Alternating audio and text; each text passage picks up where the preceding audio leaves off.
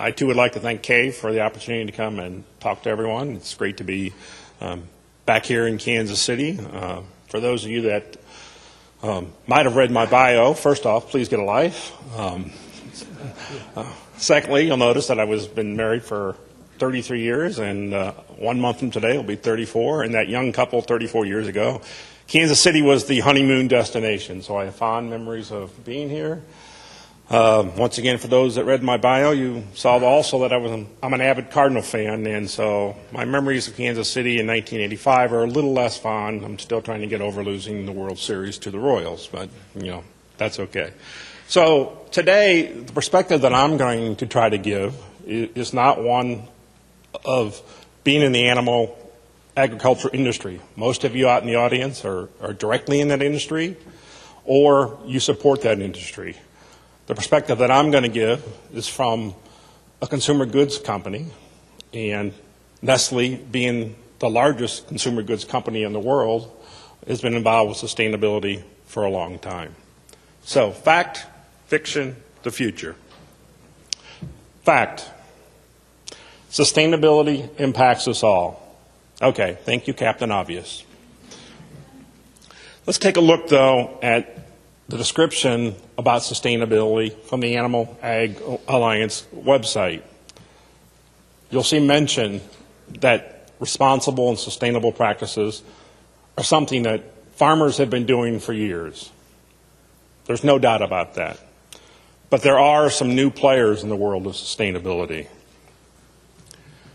Notice the comment, the increased interest in food production by consumers. We've talked about it most of the morning, how consumers are much more interested in the quality of the food, and that goes all the way back to its source of origin and the practices at those sources of origins. Nestlé, being a consumer products company, although we've been involved with responsible sourcing, sustainability for a number of years, as our consumers have more interest, we have to have more interest. So what does that interest by companies like Nestlé and their supply chain consumers do? It puts the animal agriculture industry under increased scrutiny. Does it mean that there are things going on there that's wrong? No, not necessarily. But what it means is that there are more people taking a longer, harder, closer look at what's going on. Producers now have to come to grips with the reality of the social side of sustainability. Once again, this morning we've talked about Facebook, Twitter, blogs. That's how the consumers communicate. Are they always completely educated and have all the facts? Absolutely not. But it's still their perception, it's their reality, and so we can't ignore that any longer. So yes, sustainability impacts us all, and we can no longer work in independent, sustainable silos because we're all part of the same circle of sustainability. Fiction. The need to focus on sustainability can wait. Once again, Captain Obvious came to help me with that one. Let's take a look. Sustainability.com has developed their 10 trends that they feel will shape the agenda of sustainability in 2015. We're going to look at just a few of these. First, climate change.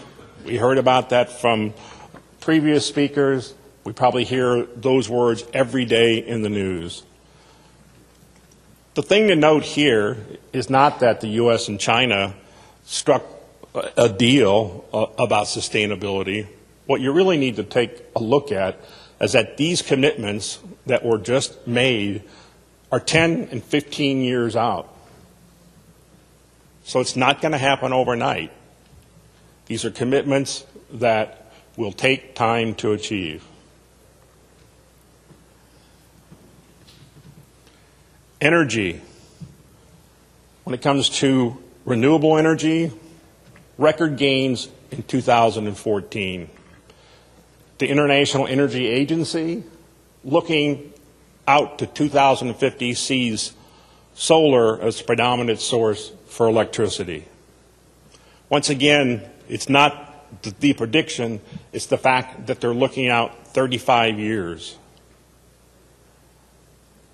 Think about all the change that will happen in the world of energy in that time. Human rights. Some people don't really understand where the human rights falls in the spectrum of sustainability. But I can tell you that human rights are not just a third world issue. It's not just a government issue. You can see by the statistics here that over the past 6 years, the number of violations of human rights has gone up 70%. So obviously there's not the focus on human rights that there needs to be, and there needs to be that focus in the United States as well as other parts of the world. Water. There's been mention of the crisis in California. Everyone understands they're in the worst drought in the history of their state. But they're not the only state in the U.S. that has water issues. And if you look at this comment by the Dr. Pepper Snapple Group, you'll see that the water scarcity issue is one that can have significant business implications as they look at a $2.5 billion risk of future sales.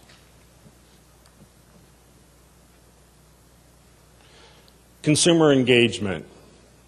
We've talked about millennials. We've talked about everyone's increased interest in looking at the food, where it comes from. It's not only the interest that is increasing, it's the number of tools there are to fuel that interest.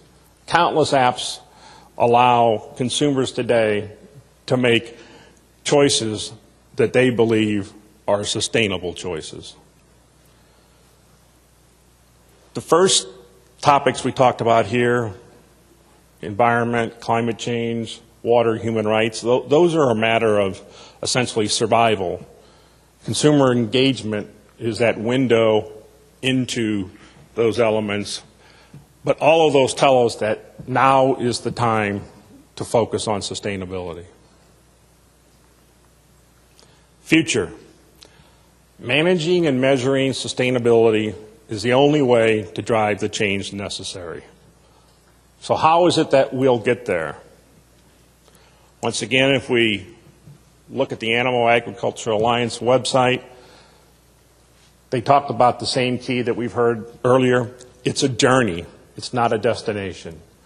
In 20, 40, 50, 75 years, we're not going to reach a point in the world where we say, great, we've made it, we're all sustainable. It will be a continuing battle to manage the resources we have to take care of the world that we live in. So now we're going to take a little bit of a look at the Nestlé approach. And this is the approach from Nestlé North America.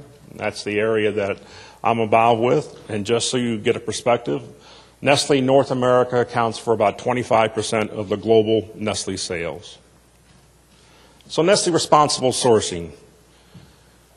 Remove the worst, promote the best, and improve the rest. Okay, remove the worst. Obviously, in those supply chain components where we have child labor, deforestation, those are issues that need to be remediated immediately, and that's what Nestlé's working on. Promote the best. We understand that in our supply chain, there are countless best practices. We look for the opportunity to go out, observe those best practices, and where we can, share those best practices with others in that same industry to help bring them along. In between those 2 points, we have improve the rest. Once again, this is the same thing of continuous improvement. Nestlé understands that not every person in our supply chain, not every supplying farm, not every supplier is going to be at the same level. We're not going to set a single bar. We look for continuous improvement. Nestlé's Responsible Sourcing Program was founded on essentially 3 key documents. The United Nations Global Compact, which is essentially the company handbook to CSR. From that, Nestlé developed their own corporate guidelines. This is the guidelines that Nestlé follows. It defines how Nestlé as a company intends to do business. From that, Nestlé developed the supplier code. This defines the minimum standard that any supplier for Nestlé has to follow. And the expectation is that the principles in that guideline are taken all the way up the supply chain. But we didn't stop there, because we started to realize that there were some other areas that needed a little bit more focus. So then we developed what are called Nestlé Responsible Sourcing Guidelines. These guidelines are specific to 12 what we call focus categories, and they give additional requirements of what Nestlé is looking for from the perspective of responsible sourcing and sustainability. When we talk about Nestlé responsible sourcing, it involves everyone in the upstream value chain. As we look at this diagram here, you'll note that our Tier 1 suppliers, and by Tier 1, it's those suppliers that we place orders with, receive materials with, we have our responsible sourcing audit program. This is an audit program that looks at our Tier 1 suppliers, audits them against that Nestlé supplier code that I just spoke about, and then determines where there might be gaps. Then we also have the traceability program. Now, it's really not traceability because it's not a lot-by-lot traceability. It's really transparency. But unfortunately, when it was first introduced in Vevey, the executives there heard traceability, understood it, so the word is stuck. What you'll see there is the 12 focus categories that I talked about. So there are specific responsible sourcing guidelines for each of those categories. Nestlé has an independent third-party partner that helps in the assessment for each of those categories. And in those categories, what we do is we not only look at Tier 1, but we go all the way up the supply chain back to the farmer feedstock. So let's talk a little bit about measuring level 1 suppliers. Once again, we do that with our responsible sourcing audits. It's done for our Tier 1 suppliers. We have independent third-party auditors that conduct these audits, and they're done according to a standard audit protocol called SMETA 4 pillars. And those 4 pillars are labor, health and safety, environment, and ethics. For those of you that are curious about acronyms, SMETA is SEDEX Members Ethical Trade Audit, and SEDEX is the Suppliers Ethical Data Exchange. If you want to know more about that, Google has a wealth of information. All right, now let's talk about measuring our suppliers' sources of supply. So going back to the farms. Those assessments will look at all of the areas that we just talked about with responsible sourcing audits, labor, environment, health and safety. But in addition, they'll look at specific elements that are related to the category that we're talking about. So if we're assessing pulp and paper, palm oil, soya, we're working with ProForest or the Forest Trust, and we're looking at deforestation. Cocoa, coffee, sugar, vanilla, hazelnuts, we're looking at human rights, slave labor, child labor. And then animal welfare, obviously, in the meat, poultry, eggs, and dairy categories. The Nestlé commitment on farm animal welfare, I think hopefully most people are at least aware that this was announced last August. It's a 2-page document. You can find it on Nestle.com. Page 1 talks about the international 5 freedoms, and that's basically the principles that the document was based on. And the second page of this document details for specific categories those practices that we'll focus on first. So let's take a little closer look at those. Once again, we're going to support and implement actions to promote animal health, those actions that will support the 5 freedoms. So you can see on the screen for cattle, pigs, poultry and eggs, and then animal production in general. These are the areas that Nestlé is committed to focus on first. Once again, we understand that this is a journey. So when we go to do assessments, we'll see how prevalent any of these practices are, because the reality is that we don't know how prevalent they are today. And that's why with our global animal welfare approach in general, you'll see a quote here from Benjamin Ware, who leads Nestlé Responsible Sourcing globally. We understand consumers care, and consequently, Nestlé is committed. So in 2015, we will be conducting farm assessments to determine exactly how prevalent those unwanted behaviors are, because the reality is we really don't know. Globally, we'll be doing 400 dairy farm assessments and 600 meat, poultry, and egg. Some subset of those will be done in the U.S. And then 2016 is when we'll really start the remediation actions, because the process will be where we see there are gaps, we'll sit down, it'll be Nestlé, it'll be the auditing body, it'll be the tier 1 supplier, and most importantly, it will be the farmers saying, okay, these are the gaps that we see. How can we build a plan to, once again, drive continuous improvement, yet allow everyone to remain viable? The animal welfare farm assessments, they're done not by Nestlé. I say we're doing the assessments, we're driving them. They're done by SGS. They are our third-party audit company. They conduct the process. The basis behind that process has been driven by our global partner, World Animal Protection.